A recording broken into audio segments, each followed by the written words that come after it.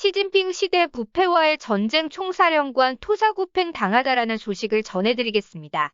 시진핑 시대 부패와의 전쟁 총사령관으로서 무소불위의 지위에 오르는 듯 보였던 왕치산은 2017년 정치적 공경에 빠졌습니다. 미국의 망명 중인 중국 재벌 거원구이가 왕치산 일가가 하이나항공그룹을 이용해 거액의 재산을 부정 축제했다고 폭로했습니다. 그는 왕치산이 배우 판빙빙과 부적절한 관계를 맺어왔다는 주장도 내놨습니다.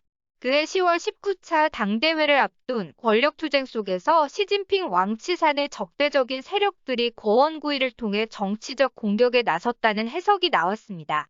2017년 말 당대회에서 당시 69살의 왕치산은 칠상팔하의 비공식 규정에 따라 공산당 정치국 상무위원회에서 물러났지만 이듬해 3월 국가부주석으로 화려하게 복귀해 주목을 받았습니다.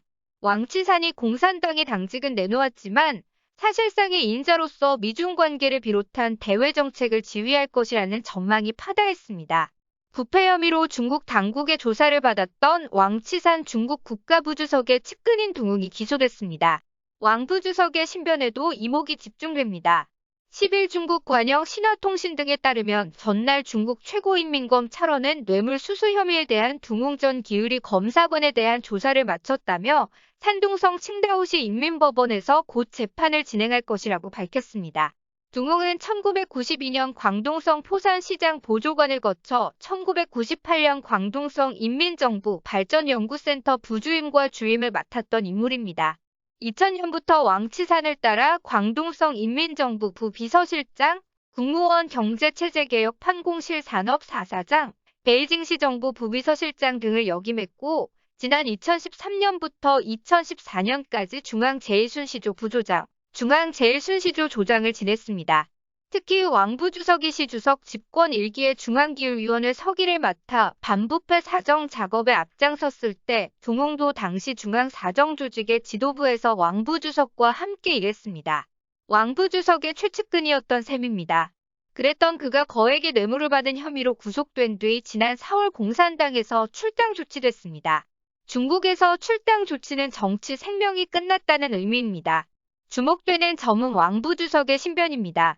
중국에서 최고위 관리의 최측근이 처벌받는 경우는 매우 이례적인 일입니다. 지난 2016년 후진타오 전 주석의 최측근이었던 링지화가 국가기밀 불법 취득, 직권 남용 등 혐의로 처벌을 받은 이후 최근에는 이 같은 사례가 거의 없었습니다. 왕 부주석의 신변에도 이상이 생기는 게 아니냐는 관측이 나오는 이유입니다. 영국 파이낸셜 타임스는 왕 부주석이 당기율이 서기를 맡았을 때는 중국의 2인자의 버금가는 권력을 누렸지만 부주석 취임 이후에는 뚜렷한 활동이 없다며 당초 부주석 취임 때 그가 많은 역할을 맡을 것이란 예상과 달리 그의 존재감은 미미하다고 지적했습니다. 오늘의 추천 영상은 우린 미국 같은 건달을 어떻게 상대하는지 잘한다입니다. 끝까지 시청해주셔서 감사합니다.